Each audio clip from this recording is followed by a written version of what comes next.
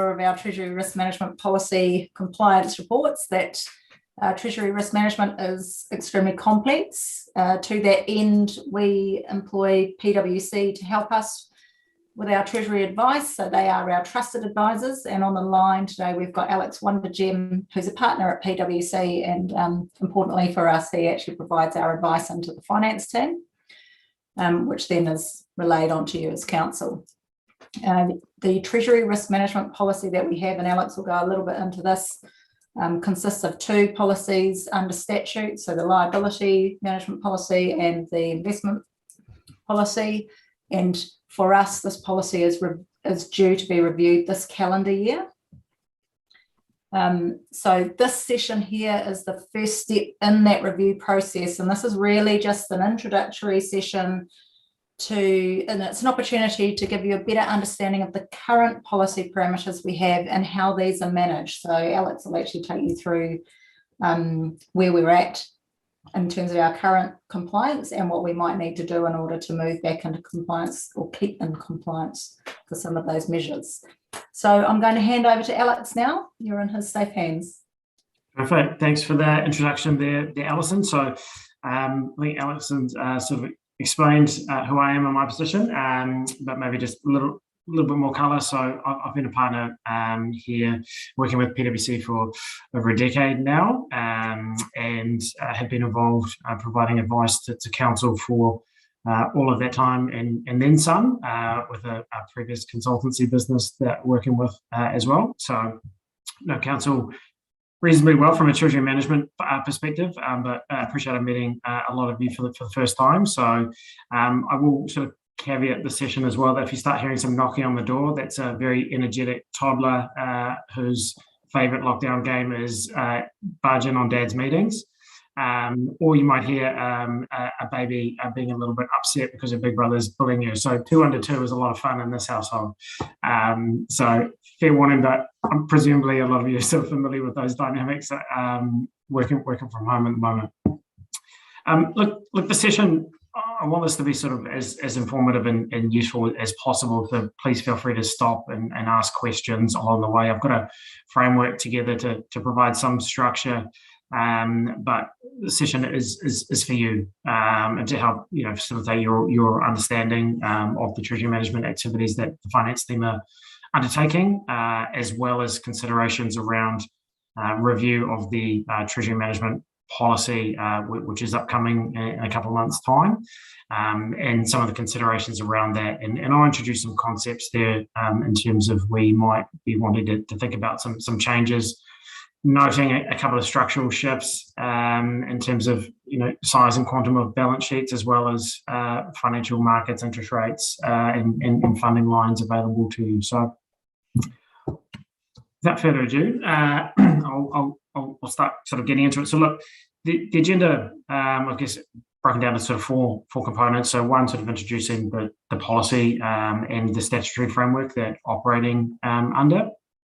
And then for a bit of sort of context, what's going on in the world from a economic and financial markets perspective. And fair to say there was a relevant data and information release at 10:45 this morning, which is again sort of going to drive some direction in future interest rate markets and movements. And then have a look at your current positioning from a treasury policy perspective, particularly focusing in on your funding and your interest rate strategies. And that in particular will be an area we'll touch on the current policy frameworks and your compliance to those, as well as some potential changes you might think about in the upcoming policy review. And then a bit of a wrap up. But as I said, please feel free to stop me at any time. I do tend to speak a lot. So look, first section here, statutory framework, pulled out sort of a couple of key sort of paragraphs and objectives from the Local Government Act, which no doubt you're intimately familiar with. But from a treasury management perspective, these stand out to us, and there's a couple of concepts in one particular word we think sort of sums it up, which is prudent. So prudent financial manager, sort of a risk-averse entity and organisation would be how we would generally characterise yourselves and the sector as a whole. And so that's the framework and the lens that we're placing over the activities that are undertaken from a Treasury perspective. So the borrowing activity, the management of the risk associated with that, all have that prudent financial manager, prudent stewardship, custodian of ratepayers' funds, all those good risk-averse things in mind when we're undertaking those. So this flows through in terms of current policy framework. So your current policy talks to both statutory and good Treasury and financial objectives. So the prudent financial manager concept, governance, oversight, intergenerational assets. So again, that's not going to be a foreign concept to you, but it certainly applies from a Treasury perspective when we're considering borrowing and hedging activity. You've got your policies to be managing those. But we also talk to where you have short-term investment profiles as well. So where you may have surplus cash available, maybe post a rates instalment, putting those funds to work with minimal to no risk associated with that. And there's also concepts there around avoiding adverse interest rate changes and borrowing cost outcomes. Certainty is important, as you're no doubt aware, where it's possible. You do have long-term plans, budgets, annual plans that look to deliver on specific outcomes, and where Treasury can help facilitate those and mitigate downside risks are key objectives of what's looking to be achieved. So the policy itself covers off a number of areas and calling out some of the more sort of meaty sections here. So the delegations in particular, so making sure that there's appropriate internal controls and segregations of duties in terms of how and when borrowing activity and hedging activity is conducted. It talks to your liquidity and debt funding profiles and frameworks around managing those. So importantly, looking at making sure you have sufficient liquidity, which is cash on hand or available access to cash, and that might be in the form of a committed banking facility. And that's also looking to comply with your lending covenants, particularly from the LGFA. So there's a 10% buffer requirement over and above your existing debt levels to make sure that you have some of that operational headroom available to you. And the debt funding profile is looking to make sure that we have a spreading and smoothing of any repricing tranches. So it wouldn't be the most sensible financial risk management decision in the world to have $100 million of debt all maturing on the same day. So we're looking to make sure that we tranche up some of that debt and have a spread and smooth profile, and are not going to be at the whim of whatever that particular financial market environment is at that point in time when we come to that refinancing. Counterparty exposures and risks, so making sure that who you are dealing with are creditworthy and more than likely to fulfill their obligations to you. So banking counterparties in particular, and also the LGFA, very importantly. Your interest rate risk management profile, so to make sure that you're mitigating the extent of interest rate rises, which is now the thing. It hasn't been a likely outcome, or hasn't been an outcome that we've seen for a long period of time. And here it is. So your policy is making sure that we're looking to try and protect and mitigate against those interest rate outcomes, and adverse in particular, i.e. higher, participation lower, great, but making sure that we're not taking that at the expense of protecting the top side.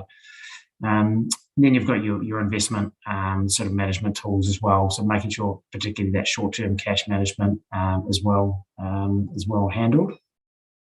And then more broadly speaking, operational risk management is around operational excellence. So the reporting, the reviews of the policy, some of the procedures in terms of Treasury activity are detailed. pause there if there's any sort of particular sort of questions, and that's really just sort of a framework around introducing the policy. Right, for me to do this, can you take your screen down, please, Alex? Yes, can. Right, councillors, you know the draw. Put your use your emoji, put your hand up, and so you're in order. So has anybody got any questions at this stage for Alex? And I don't necessarily want to go back to go forward either as we go through this.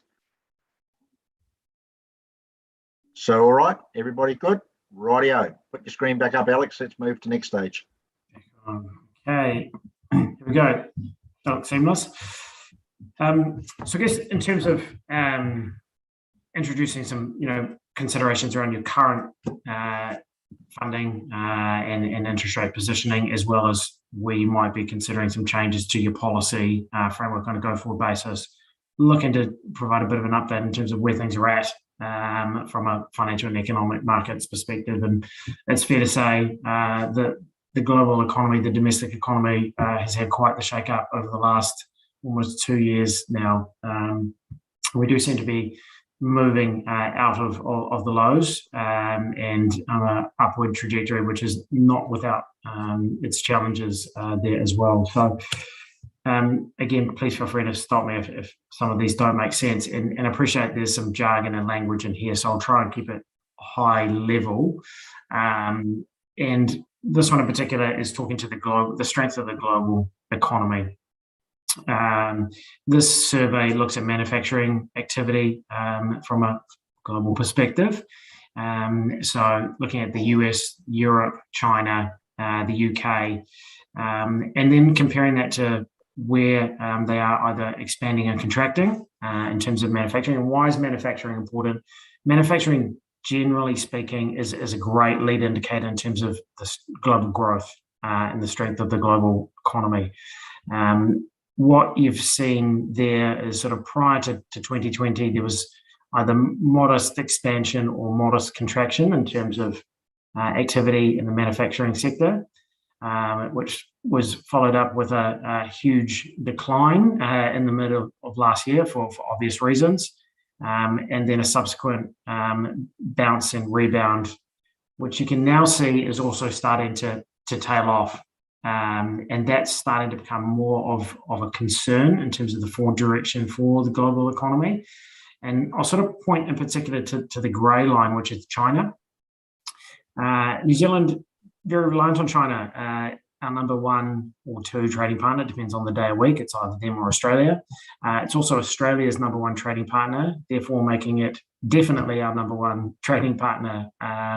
So if China is catching a cold, we could very easily get the flu, which is probably not a great analogy in the current environment, but that's the sort of risk that we're sort of potentially facing into. A slowing China is not great news in terms of our own domestic economic growth profile. And you're starting to see downward momentum in Europe, the US, and the UK as well. So it's not just specific to China. They perhaps bounced higher earlier, but have receded quicker.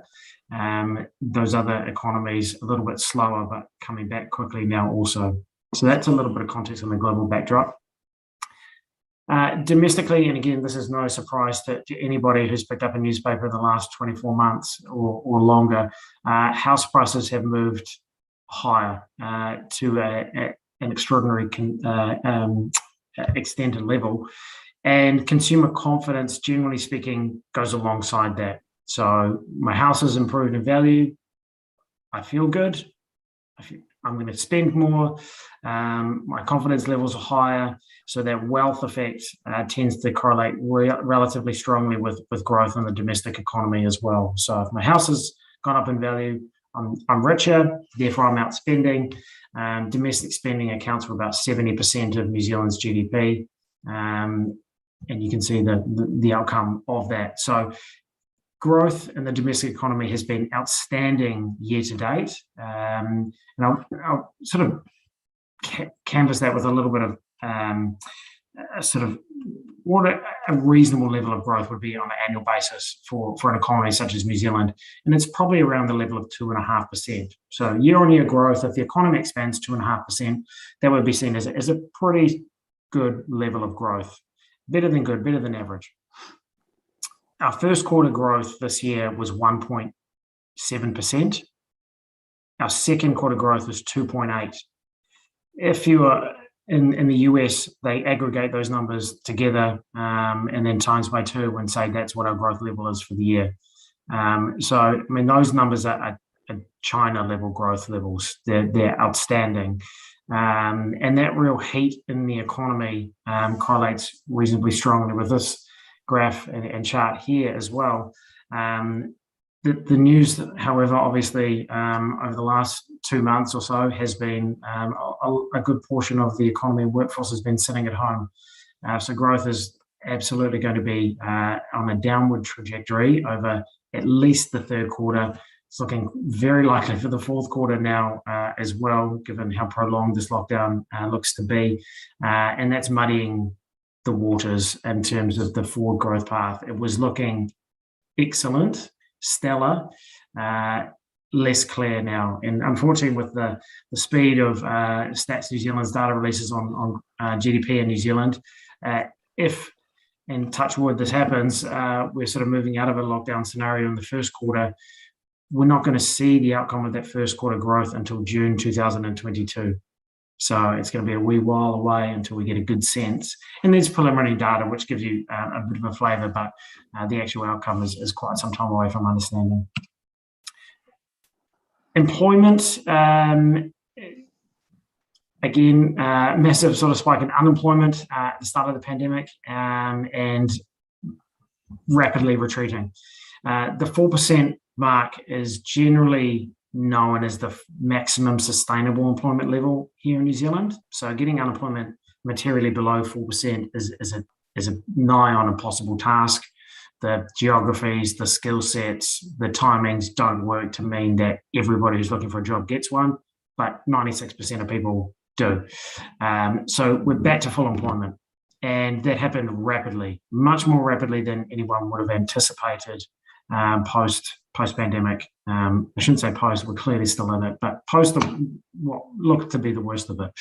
And that fulfills one of the Reserve Bank's mandates, which is to support maximum sustainable employment. The other core mandate for the Reserve Bank is around inflation, but also supporting growth. And again, this chart sort of speaks to that wealth effect and consumer spending. So consumer confidence up, house prices up, retail sales up, GDP up. That's been the story today. But as mentioned, the third quarter, the fourth quarter are not nearly going to show such a rosy picture. Inflation is the mandate for the Reserve Bank, and that has moved higher, sharply higher. And this is not updated for today, but today's number sees that the darker orange line move through the 4% barrier. And this is a chart which has over 10 years of history on it, and you can see that there was one other occasion where we moved that high, and that was a one-off tax change around GST and petrol that caused that spike. So that's a little bit misleading in terms of inflationary pressures at that point in time. But generally speaking, the Reserve Bank have a target mandate to keep inflation between 1% and 3%, i.e. ideally the midpoint 2%, and they've been below that for the majority of the last decade. They're now over double that at the present point in time. And you can see the straight line higher on that basis as well.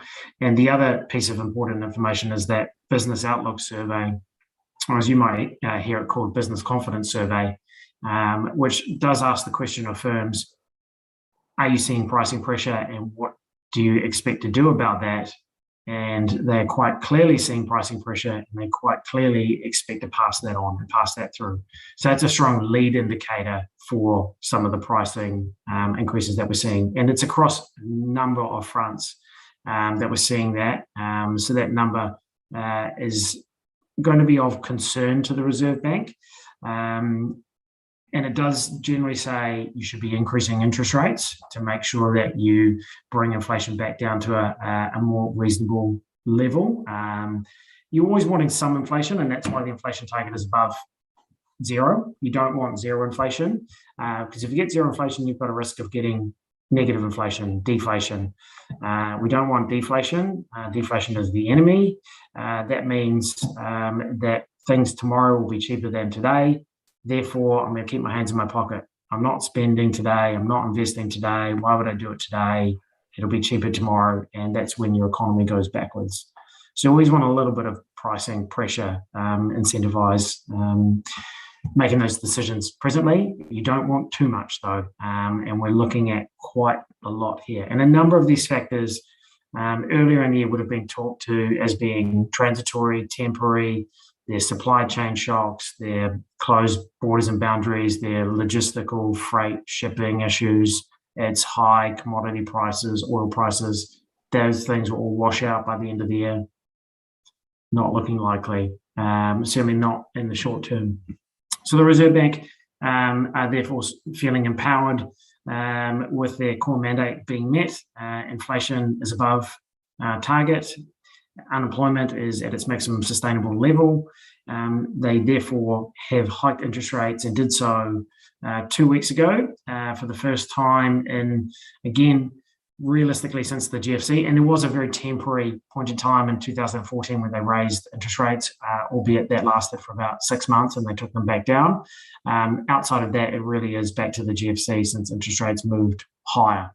The concern with this is some of those earlier charts around growth, showing growth slowing. And when you have prices moving higher, i.e. inflation, and that says interest rates up, that's not an environment where you want growth moving lower either. You might have been hearing the term a little bit more recently, stagflation. That's a very awkward outcome for the Reserve Bank to be facing into. Generally speaking, to support growth in the economy, you want low interest rates, encourage investment, borrowing activity, spend it now, don't bother saving it. You're not going to get much from the bank as a result. And that pushes up that spending and that growth path. They're facing into a situation where prices are high, unemployment's met, house prices are extremely elevated. All those factors say you should do something about that by raising interest rates. But the big asterisk is what about growth? And that's a developing issue at the moment. And today's inflation number doesn't help. It was a big number. And these lockdowns don't help because we're going to get big negative numbers for GDP outcomes over the next 2 quarters. So it's a little bit awkward. But fair to say, inflation is, and those prices are moving high, and the Reserve Bank have strongly indicated their intention to be raising interest rates to combat that. So we are seeing that. And we're seeing that happen in quite a material fashion. So this here is a chart, and I appreciate there's a lot of numbers sort of take in here when I sort of eyeball it. It made sense when I put it together, but now it looks like a lot. The bottom line on the chart is where the interest rate fixing curve, so where you could fix interest rates for out to 10 years, was in May. And the orange line, the one above it, the yellow line perhaps, is where it was post the latest OCR increase. So it's a week ago. That line is in fact a little higher again today. And the bars are showing the change in basis point terms. So if you look on the right hand side, a basis point is a percent. 80 basis points is 0.8%. 40 basis points is 0.4%. So you can see what the majority of the change has been is short-term rates moving markedly higher. So a 2-year interest rate has moved from a level around 0.5% or just over in May to being closer to 1.5% today. And that's a change over the last 5 months. So it's fairly rapid in terms of this movement higher. And that therefore is something that we needed to be taken into consideration for any interest rate hedging activity that we look to undertake, because markets are forward-looking. So the reason that curve has moved higher is not because the OCR, which you can see is the far left bar, is 2% or is 1.5%. but the expectation is that it moves there over the next 2 years, and the market therefore says, we expect that to happen, and we therefore say a fair rate for the 2-year interest rate fixing level today is 1.5%. And that's a big shift and change. And so what we've had, in fact, is what we'd call a flattening of our curve. So the differential between a short-term interest rate and a long-term is less, meaning your premium that you pay for longer-term certainty is diminished. So you can pay for a 10-year interest rate hedge today, and the premium over and above a 2-year interest rate is significantly less than what it was 5 months ago. And that does play into some of our considerations around hedging tenor or strategy or restructures we might look into. Might just pause there on what is interest rate markets before I move into funding markets. All right then, you take the screen down, Alex. Right, got it back. Yeah, interesting at the moment. I noticed we're not the only one in the world that's got this problem at the moment. I noticed the states have got it too. It's trying to maintain growth in the economy and actually not overcook the interest rates to actually facilitate it. But in saying that, what's happened in New Zealand, I would say probably in the last 12 to 18 months is the capacity for personal borrowing has gone through the roof too. So the flip side of this is if interest rates go up too much, there'll be a lot of people that'll be in stump. They probably should have thought of that before they borrowed all the money they did. So, yeah. Councillor Beck. Yeah, thank you.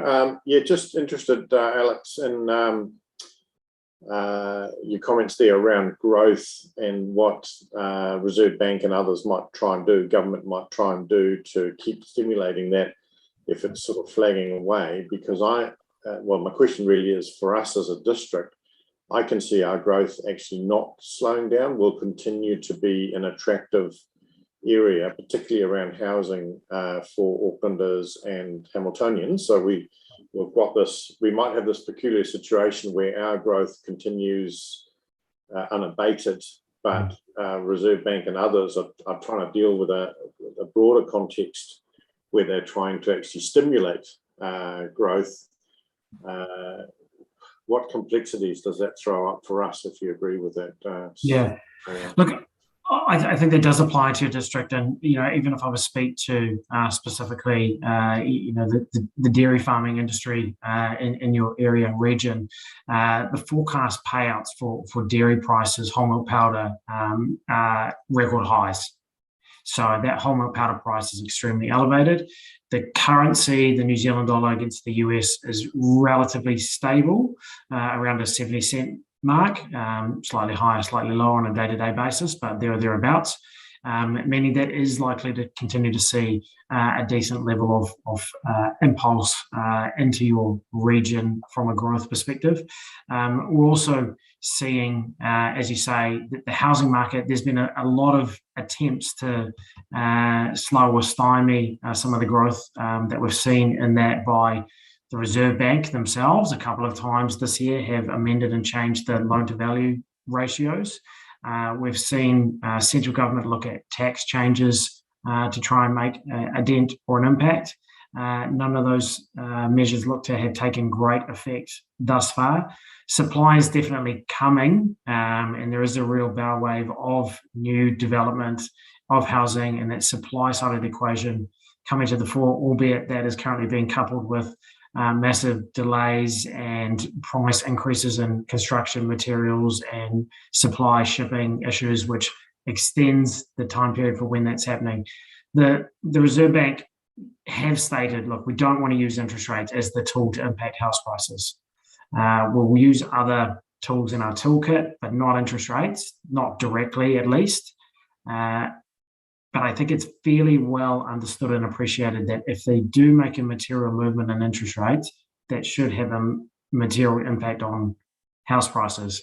And you've seen some of that movement already. So a 2-year fixed rate mortgage has moved from the low 2% to a low 3% over the last 6 months. With the continued trajectory sort of being priced in, it wouldn't be surprising to see in a year's time a 4 in front of that 2-year rate.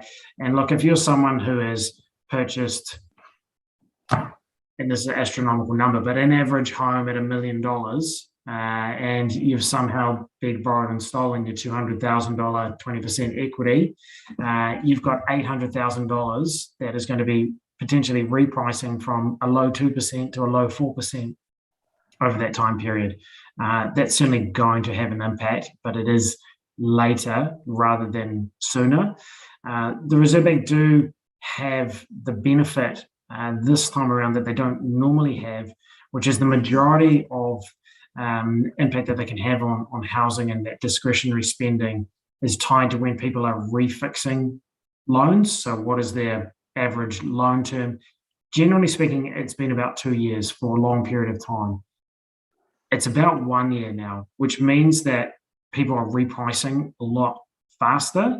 And so the Reserve Bank is going to get a lot more information about the impact of some of the interest rate changes on potential slowdown of the economy than they would have in times gone by. But I think there's definitely some reasons to believe that the domestic economy can stay strong. The risks are going to be around trade and some of our import-export activities and sectors if there is a global slowdown. We're certainly very much reliant on that. So if the world, as I used this analogy for China earlier, but it certainly applies to the rest of the world, if they're catching the cold, we're going to get a flu. And that's something to bear in mind. But you've also raised a good point, which is we're not unique or alone in this. This isn't a New Zealand-centric issue. This is a global issue. And so it will be the jobs of central banks and central governments to continue to support monetary stimulus and fiscal stimulus. How that develops and changes, it's all going to be very bespoke and specific. But I think it's fair to say it's becoming evident that they can't pull away the support and stimulus that's been being provided over the last 18 months too quickly. That could derail an economic recovery before it gets fully entrenched. So there's going to be some caution, I think. And the implicit sort of outcome of that is changes to interest rate settings or movements higher will be more delayed than what was potentially previously forecasted. The only thing I would say, Alex, is that the demand for housing, especially new housing, especially within the Waikato because of its proximity to Auckland, Hamilton and everything else, I just can't see slowing down. And I think that's going to be a pressure point for us for at least a decade, I would suggest.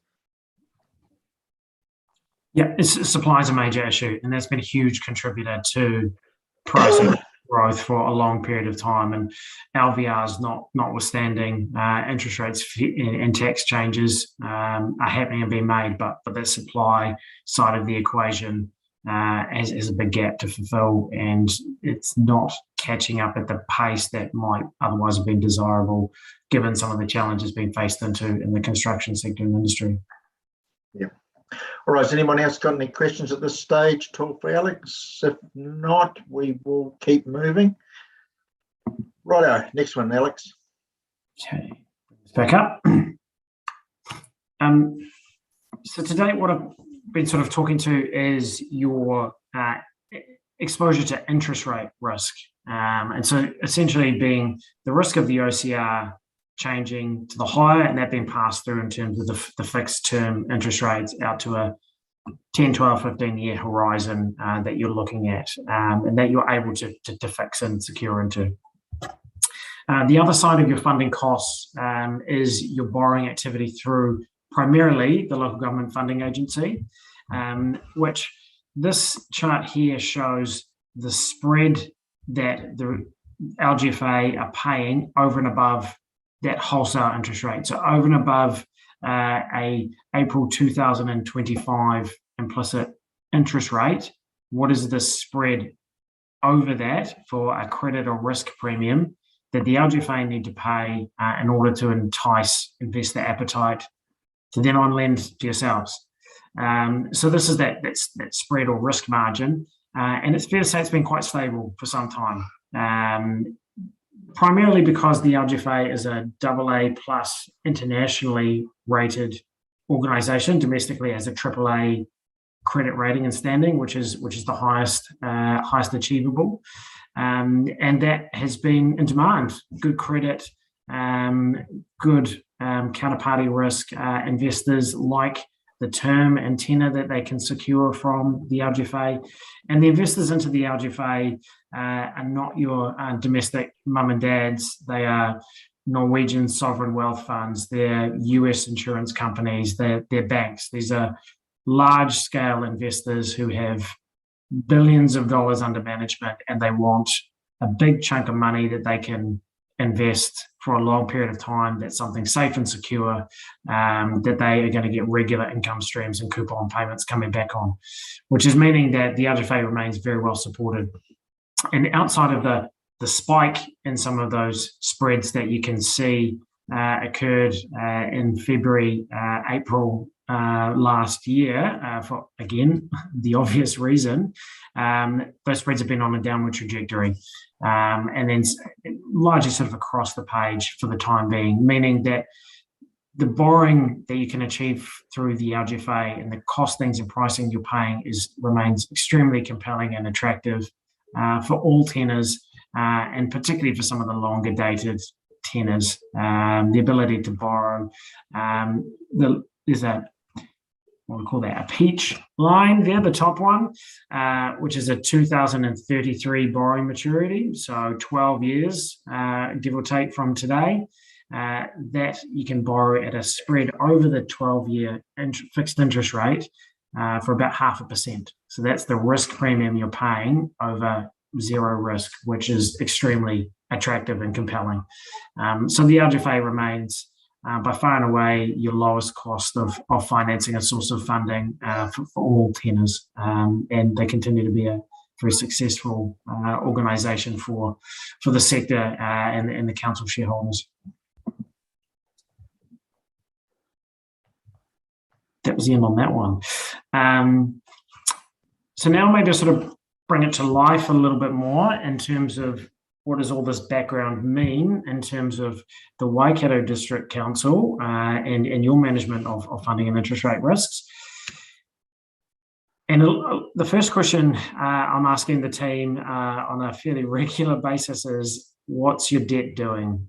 How much do you need to borrow? When do you need to borrow it? And as we can see here, you're looking at borrowing more, a lot more, and that's over your LTP period. And so this is a key input in terms of timing of when we look to raise funding, as well as forward-looking in terms of where interest rates may move to and how we can mitigate and protect against the risk of having a good deal of exposure to interest rate movements at a time when our debt is extremely elevated. So we can see here in looks like roughly year 8 of the plan, you're hitting your peak debt number. That obviously presents the greatest amount of risk to where you're exposed to interest rate movements and outcomes. And it's also where there's a great deal of uncertainty. What are interest rates going to be in 9 years, 8 years? That's difficult to know. If you'd asked me 8 years ago where I thought interest rates were going to be 9 years, and if you told me at one point they almost went negative, I would have laughed at you. But that's what's happened, right? So that's also why we have a policy in place. So it's not necessarily coming down to a series of opinions about how much interest rates are going to move by and how much protection we should have against that. But we have a policy to help enforce some of those behaviours as well, to make sure that a minimum amount of fixing or protection is taken out, to make sure that there is at least some degree of certainty enabled, whilst not necessarily restricting an ability to fix or manage a good deal more, but not all of it. And that might be a little bit more obvious if I change to not that one, this chart here. And again, I appreciate there's a lot going on here. So these are sort of charts and tools and tables that we work through with the Treasury team. But I'll try and keep it relatively clear as I can. The table on your left, top left, is your policy framework, and green indicates being compliant with policy, so you're green across the board, which is obviously the place where you want to be. And what you can see there is different timeframes and different percentages against those timeframes. So what that entails is a minimum and maximum level of interest rate fixing for each of those forward time periods. And that percentage is a proportion of your debt. So if you look at the chart on the right, the black line is your current main LTP debt forecast number.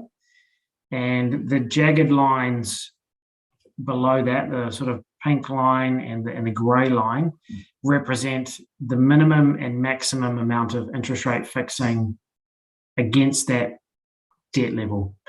And you can see there's an enforced minimum requirement to have at least 15% of your forecast debt exposure in year 5 being at a fixed interest rate, which doesn't preclude you from doing more. And in fact, your policy allows you to fix up to 80% of the expected debt exposure at that point in time. Why does it not let you fix 100%? Because you don't know with absolute clarity or certainty what that debt number is going to be in year 5. This is the current estimate and forecast. And likewise, you don't know with absolute certainty or clarity where interest rates are going to be in 5 years' time. And so what you have is a declining wedge type profile around your interest rate fixing. So higher degrees of interest rate fixing, both enforceable and allowable in the near-term timeframes, and less as you move further out the forecast period. You can see there the shaded areas represent where you do have some interest rate fixing.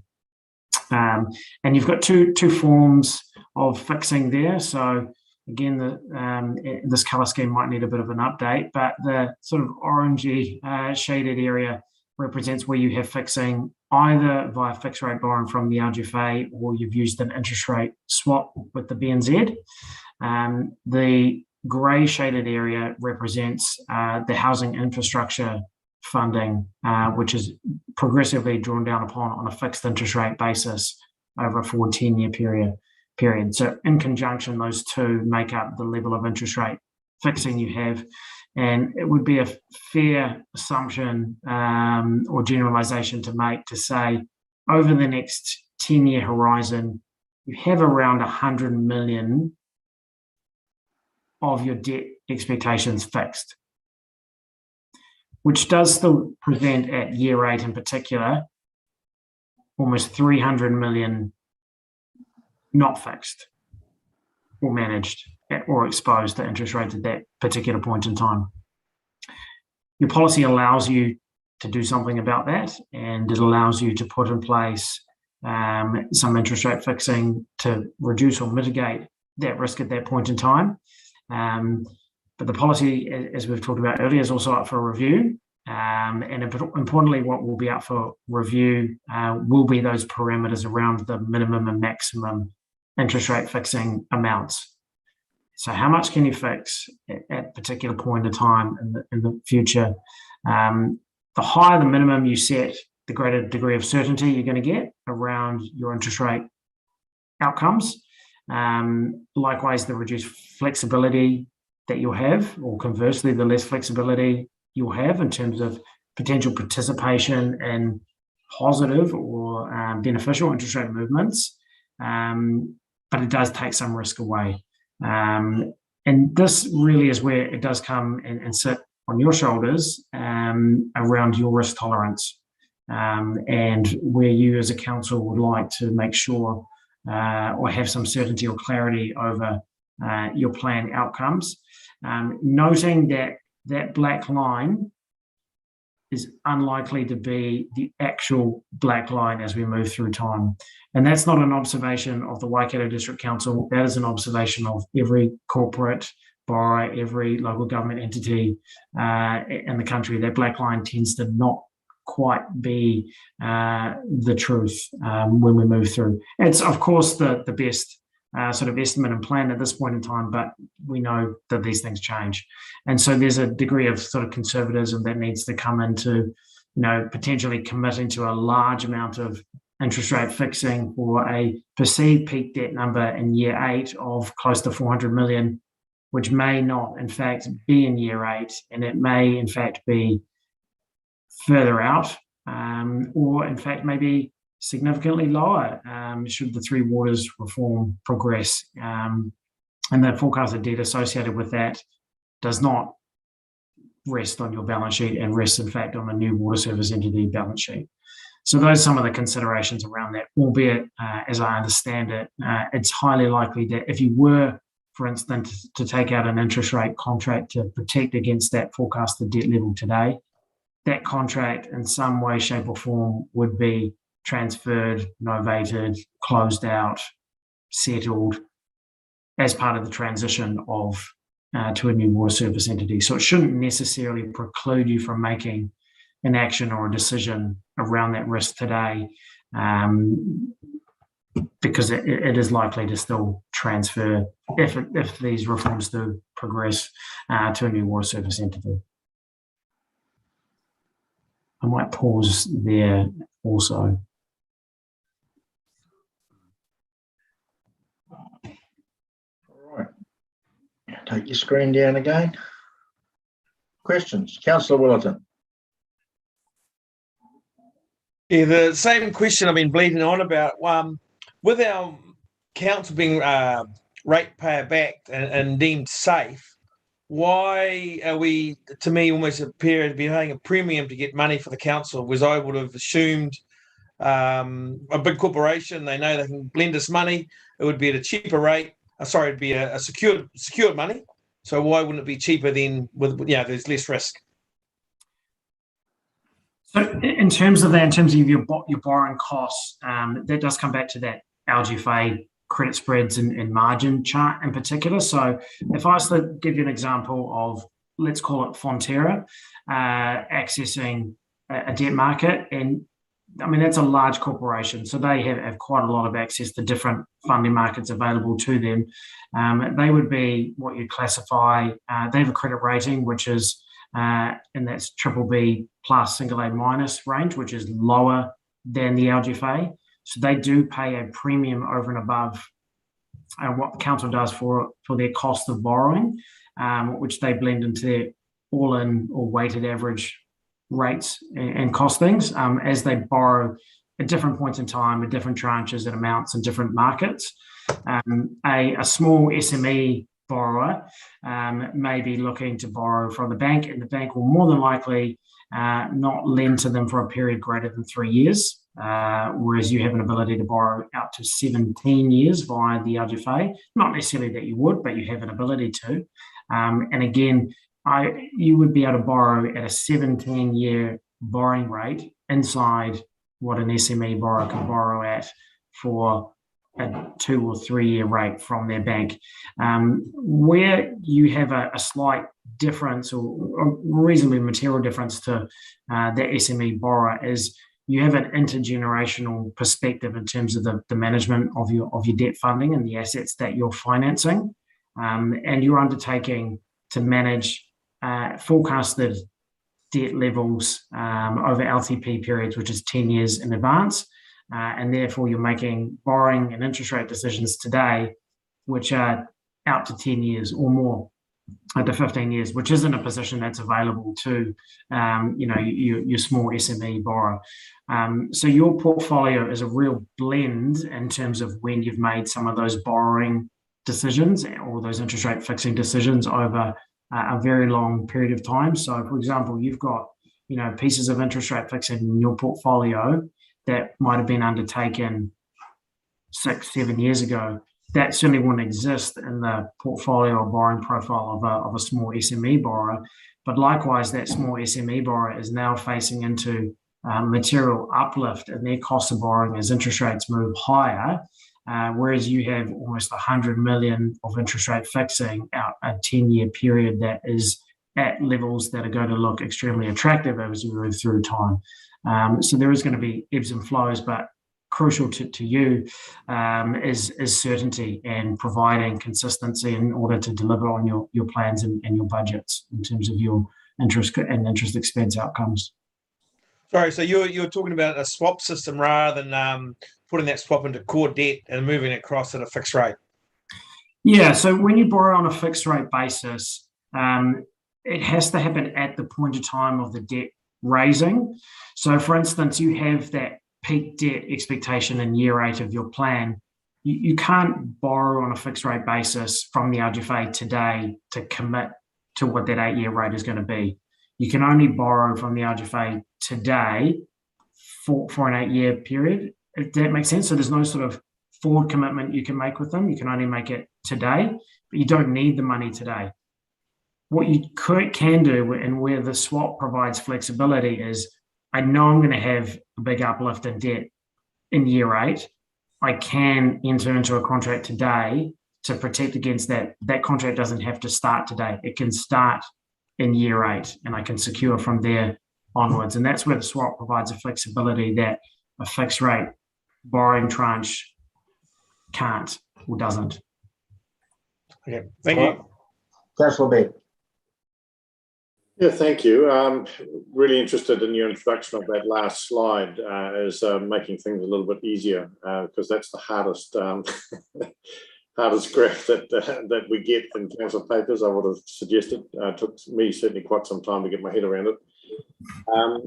My question for you is just looking at that table on the left there, and your comment is that we have a policy so that we get away from a group of people saying, hey, I think this and I think that, so let's, randomly do, Y. So I get that as a principle, but my challenge to you is that, and particularly looking at years 5 through 8 or 9, the range is 0 to about 65%, up and down a bit. Isn't that the same as a bunch of guys getting together and just doing what they think is right? The parameter is so wide that it's kind of almost like, okay, you can't fix everything, but other than that, have a go. It is wide, and I guess that is part of where the review of the policy should focus in on some of those parameters. And I guess the 0 in particular is to make sure that there's no commitment that far out. It is a decent period of time in the future, notwithstanding we know council's going to have debt beyond year 5. You're going to have debt at years 5, 6, 7, 8. You're going to have something, and it's probably going to be reasonably material. But likewise, you don't know with absolute certainty what your debt level is going to be, and nor do you know where the interest rate is going to be. So it's looking to not enforce an interest rate decision out that far, but still allow one. And yes, it is wide because of that uncertainty around where the debt level may or may not be in that future period, or where the interest rate may or may not be in that future period. So it is deliberately wide, but it can be changed and amended depending on your risk tolerance. And you might say, we need to underpin 10% minimum for our policy to support our plans. And we just make sure that we always have something in there to take that away. And 10% is a level where we don't think we're going to be able to get it too wrong in terms of the amount of fixing we're going to undertake relative to our debt level. It is a risk tolerance discussion at the end of the day. All right. Councillor Patterson. Yeah, thanks. Good presentation, Alex. Just the question is around the 3 waters. You mentioned that before.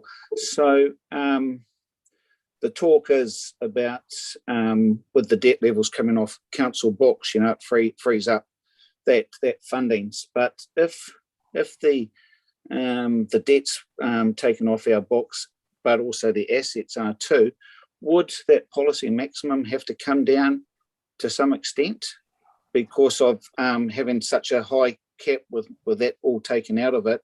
It could push people's borrowing out too far? Yes, so the maximum is a proportion of the debt number. So if the debt number was 100 million and it dropped to 50 million, then the proportion would likewise fall. Yeah. And the interest rate fixing instruments you've got at the moment, the swaps you've got in place, a proportion of those a probably fairly decent proportion are going to be water related to some degree as well. And so those contracts will also transfer, novate, be settled, some mix or blend of those. So you're not going to be left with a position which says implicitly my interest rate fixing has jumped materially because I've got all these contracts that I'm left with because they've just taken the debt and the assets, but not my contracts. They're going to take the contracts as well. Yep. Okay. All right. Councillor Church. Thank you, Your Worship. Thank you, Alex. You obviously know your subject matter really well, which is very encouraging for us and inspiring. A couple of questions, I guess, following a bit from Councillor Beacon. The main comment I had on that policy compliance page number 18 chart, well, a couple of things I'd really like to see actually how we can make that more user-friendly, Alison, as an aside, because I don't know, I'm not confident that we could have perhaps a better, robust understanding of it, because I think it's important. And I periodically, talk to you about that graph, trying to get my head around it too. But my comment on it when I was reading this was around how robust is our debt policy, Alex? Yeah, look, your policy is very consistent with the sector, and would be consistent with both best practice domestically and globally from an interest rate and funding, liquidity, risk management perspective. So rest assured, you're looking at a policy framework which does ensure that you have a good degree of certainty and adheres to those principles of conservatism and prudent stewardship of your ratepayers' monies, essentially, and looking to make those risk management decisions where you are borrowing against intergenerational assets. So it is consistent. You're not standalone. This isn't a Waikato District Council policy that looks nothing like anyone else's policy. There's a lot of commonality and similarities across your policy framework with the rest of the sector. Yeah, so just follow on to that, a couple of things. I'm going to touch on affordability last. Is you spoke around, this 5 years out. But of course, our long-term planning, yes, we roll it over every 3 years, but we do actually have an LTP of 10 years. Mm-hmm. So really, do we still, are we forecasting out that 10 years to truthscape the direction that we're going on? Why I'm asking that is because I think it's important because we've got a wide parameter of flexibility, and I'm not sure personally that I'm happy with that, is that looking at pro rata debtor, so that we don't get ourselves into what I consider other councils have got into, a pro rata debtor ratio, and therefore the affordability and therefore the cost implications for ratepayers of affordability of rate percentages based on borrowing basis, over borrowing. These are the areas that I've seen in a lot of other councils we're doing it, and having wide parameters does not work for me. And basing it back on, even though we're a growth council, to the actual person's debt going forward. And I don't see those links. So if you can unpack that and understand where my head's going. No, you're spot on. So in terms of when you set some of those parameters, that's a key input and parameter is that ratepayer affordability piece. And I mean, look, no ratepayer is going to thank you if you didn't undertake any interest rate fixing and interest rates skyrocketed 4 or 5% in years 6, 7, 8, and your debt is 3 times what it is today. I mean, quite clearly that's going to have a material impact in their rating and what you're going to have to look at from a ratings perspective. So that does need to be considered in terms of where you set some of those parameters, and probably more importantly where you set the minimum parameter to make sure you have some of that certainty around, at least I'm protecting and understanding that I've got this amount of my interest rates fixed or locked in and what that cost is going to be on this debt, and I can benchmark that to what ratepayer affordability might or does look like. And we have other tools within some of the sort of module that you're looking at here from the Treasury system, which does look at that interest rate costing over a longer period and flex interest rate scenarios, debt scenarios, to understand what that does around your ratings outcome. So that is a key, it will be a key input in terms of potentially amending or changing some of those policy frameworks and limits. Yeah, and because I guess I don't see when I look at our reporting. I think our staff do a really good job to try and give it to us in a way that's helpful. So this is a really good discussion. But is this bringing it back to, while we're in growth, as to we need to invest for growth, and that debt, the funding, let alone the interest rate, we have to go higher with our debt. But what's that, where and how far out do we go? And then bring it back to those ratios of, by property or by resident. I guess I personally like to maybe see that as a framework to help us to the truthscape some of these more complex graphs that we see. I don't know if there's anything around that can help us. Yeah, I think that's a great suggestion in addition, and I'd be happy to take that back to the team to see where we can build in some of the additional functionality around that to give you that visibility. I think that would be great insight. Great, thank you. The other part to that is actually identifying what does compliance cost us too. Just realising this whole three waters thing is driven out of compliance.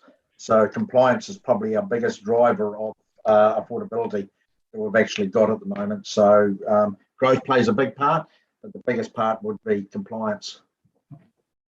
Councillor Gibb. Yes, thanks, Mayor Allen. On a totally different tangent, a few slides back, you mentioned the investors of LGFA, and I guess you have no control over who they accept as investors. However, I'm wondering if council should be thinking broader about who we want to deal with. And LGFA is obviously our best choice, but if they're taking companies like a Norwegian oil company to invest in them, do we need to start thinking about that? And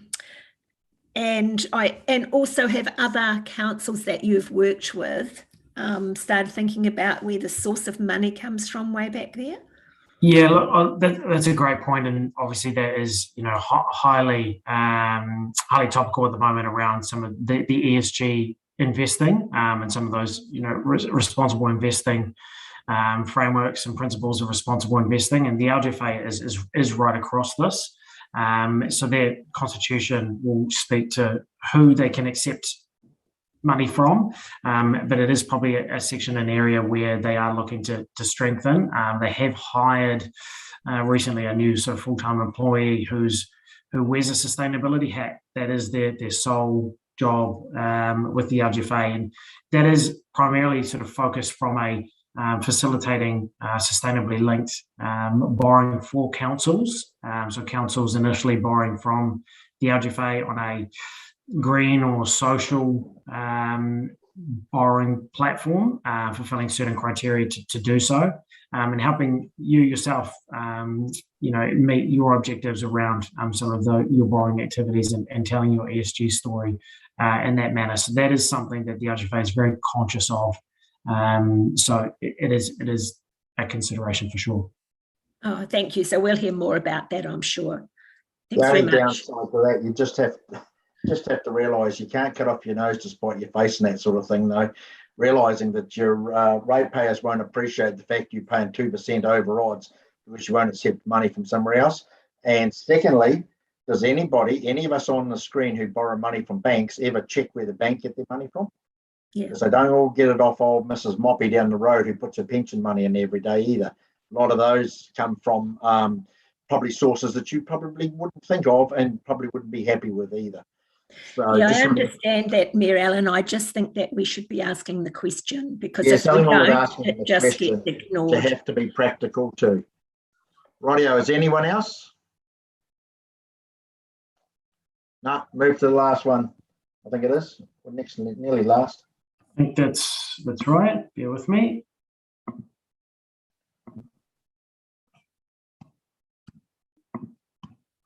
Right, here we are. So look, this here represents your funding maturity profile. So this is your physical borrowing and the maturities of your physical borrowing.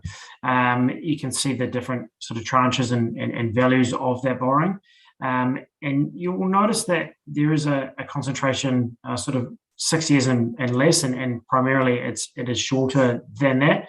And look, there is good reason for that. So this has been crafted in this manner for the reason that you are looking at undertaking an external credit rating through either Fitch or Standard & Poor's. I believe it's Fitch that you're looking to progress with. The benefit of doing so is that the LGFA will provide you with up to a 20 basis point reduction in your borrowing costs from them, the on-lending margins they charge, through having a formal credit rating award. That, however, doesn't apply to any of your existing borrowing. So if you were to go and get rated by Fitch and they say you're a AA rated borrower, the LGFA will not automatically reprice all of your loans or borrowings from them 20 basis points lower. They will provide you new borrowing at a lesser rate. They will provide refinancing at a lesser rate, but not your existing borrowing. So in order to maximize the potential cost benefit of that rating that you're looking to undertake, the funding profile has been made shorter than what it might otherwise look like, or what it might look like post some refinancing activity and post the activity when the credit rating is established. So you get that full benefit of that reduced borrowing costs for up to 17 years. And given that you are moving into a much bigger balance sheet, notwithstanding some of the water assets might sit elsewise, a tipping point, generally speaking, for the LGFA for a credit rating, in terms of it washing its face, in terms of it costs around 45 to 55,000 a year to maintain, is either new borrowing or refinancing of 35 million in a single year. So you're pretty close to that level, as you can see. So I think if I was to sort of shuffle things through this graph just a little bit further, then the 20 million will fall into a sort of 1 year space, plus you have new debt that you're looking to borrow. You're there essentially in terms of the timing of looking to obtain a rating will make sense. The cost savings through the LGFA will pay for that rating and then some, and you will continue to provide it and have a lower cost of borrowing with all this additional refinancing that's looking to occur in the next few years, as well as the additional borrowing that you're looking at. So that's the present state of the funding profile, which has a weighted average term just under 3 years. Your liquidity ratio is more than sufficient, and really that it comes through in terms of the headroom you've got under your banking facilities. So you have a $15 million facility with the BNZ, which is currently not used, but is there if it needs to be. And so that satisfies compliance with both your policy and the LGFA's lending covenants. But it also sets you up in terms of the forward movement and debt levels. So as debt moves higher, to maintain a 10% buffer, a $15 million headroom would allow you to have banking facilities to the extent of, borrowing amounts to the extent of 150 million. So that would be a 10% buffer above that. So that will need to grow or change over time as well. You're compliant with your policy frameworks, and one that we would suggest considering amendment on is the bucketing of some of your borrowing tranches, which is in this bottom left corner. And at the moment, we sort of have what we're calling a 0 to 3, a 3 to 5, and a 5 to 15 year bucket system, which basically cuts your funding into short-term, medium-term, and long-term funding. Those buckets and some of the percentages that go alongside them were probably have been in place for some time, and they were in place when the LGFA wasn't nearly so established, so deep, didn't offer as much flexibility, the borrowing tenors available to you, and doesn't represent today what's achievable or the flexibility that we believe you should be having. And so we believe that there's an amendment that should be made to that framework, and the buckets change such that whilst there's still a minimum requirement in some of the shorter term to make sure you have, and really that sort of fulfills some of your liquidity funding staying short, because you don't need to pay for 15 years worth of liquidity funding. You can keep that short and cost effective. But long term really represents 7 years plus now. Medium term is really out to 7 years. That's how the funding curve has expanded for council. So the buckets we'd be proposing would have a 0 to 3, a 3 to 7, and a 7+ borrowing time frame. And the percentages would change to allow sufficient flexibility within that, but enforcement as well of some tenor. And the reason that you have those buckets is to make sure that you don't have excessive concentrations at any one particular point in time. So not all of your funding is maturing next year, for instance. Just one question before we move on. Is it costing us to have available a $15 million facility with BNZ unutilised? Yes, it does. And that's not avoidable. So the bank, any bank that provides a committed standby facility, or indeed the LGFA, who are now also providing this, has a minimum cost. And the reason being that they have to notionally set aside capital against that. They have to say, this could be used, I might need to provide it, I therefore cannot use this capital, and so there's a cost. The cost is low, albeit it did move higher this year, as Alison knows, but it is around 25 basis points per year. So it is a relatively inexpensive piece of funding and insurance, but there is a cost to it. Yeah, no, it's why I asked, because personally I've got one of my own, and that's why I thought, I wonder if council's got something that actually where they don't have to pay for it because of our size. No, unfortunately not. The banks cannot allow that to set capital aside and not make any return on it. They make a very small amount of return on it. That's right. Right. Any questions on the funding profile? Councillor Church. Yeah, thank you, Your Worship. It's not actually on the funding profile as much, but the LGFA funding model, obviously you know quite a bit about it. Is my recollection correct that they don't actually, as part of their mandate, have a conflict resolution criteria and process? So obviously all the councils belong to it and they fund out of it. And we like to say that we're all going to play happily in the sandpit. But I just recall from memory, I think it was about a year ago, we got 500 pages of what that remit was, of the legalities of the LGFA. But I noted from memory, I think that they didn't actually have, if they had a conflict or issue, what their protocols were.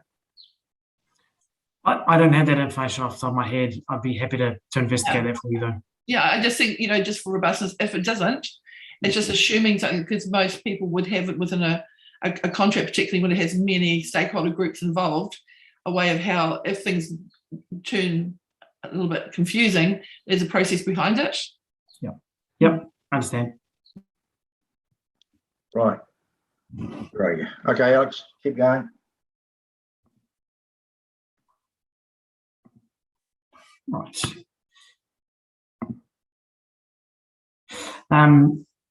So look, there's a couple of elements here in terms of what the interest rate strategy might look like in terms of facing into the debt levels that you're considering, and some of the current interest rate market environment that we're looking at as well. Fair to say that there's been a great deal of enthusiasm priced into how many interest rate increases can occur over what period of time, and that does start making things feel like they're getting a little bit expensive for some of the longer dated interest rate fixing relative to where we believe or could see floating interest rates moving to. And part of that is that point that was made earlier around the housing market in New Zealand and the indebtedness that is there in the private sector, in the household sector. It does place an implicit cap on how far, how high interest rates can move. So we're not going to be seeing interest rates move to the 5, 6, 7, 8 to 17% levels that were part of yesteryear's interest rate outcomes. The level of indebtedness is such that that would not be serviceable. And that does therefore place an implicit cap on how high interest rates can go. The Reserve Bank has told us that they see a neutral level for the OCR being 2%, which essentially is them saying if interest rates were ideally where we'd want them to be, inflation was not too hot, not too cold, neither was growth, employment was looking good, we would have the OCR at 2%.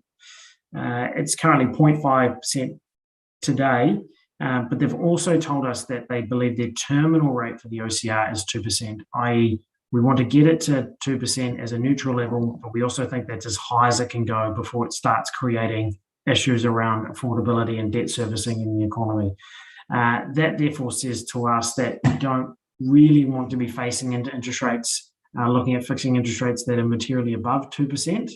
And so something that is below that, with some tenor to it, would have some value and merit to it, as well as some potential restructuring of the existing portfolio, given the shape change that we've seen. And I had that chart earlier, the differentials between where interest rates are 5 months ago versus today. The premium you're paying for longer term interest rates versus short term is much narrower than where it was, and that does give some restructuring opportunities as well.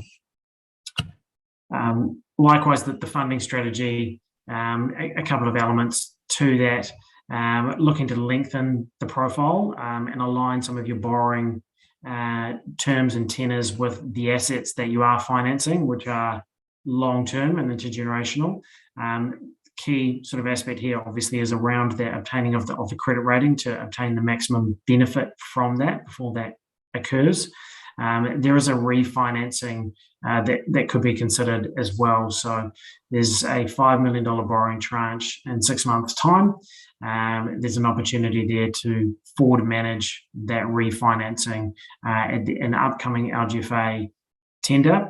And notionally, we've sort of put in place there a 10-year borrowing horizon and the cost of that. So again, around about 0.5% to borrow for 10 years, which obviously is fairly cost effective.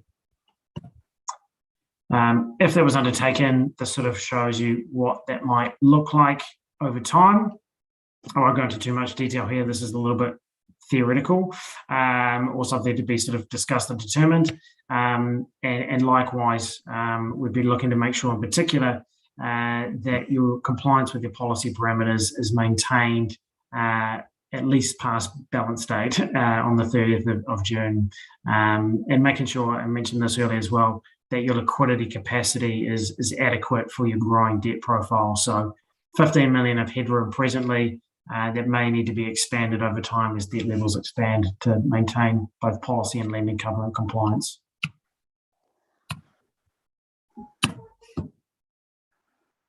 That about wraps it up. So really the focus from a treasury management perspective is proactive management of your treasury risks, looking to undertake some of that scenario testing around your risk positions, and a great suggestion was made around ratepayer affordability as part of that mix and matrix as well.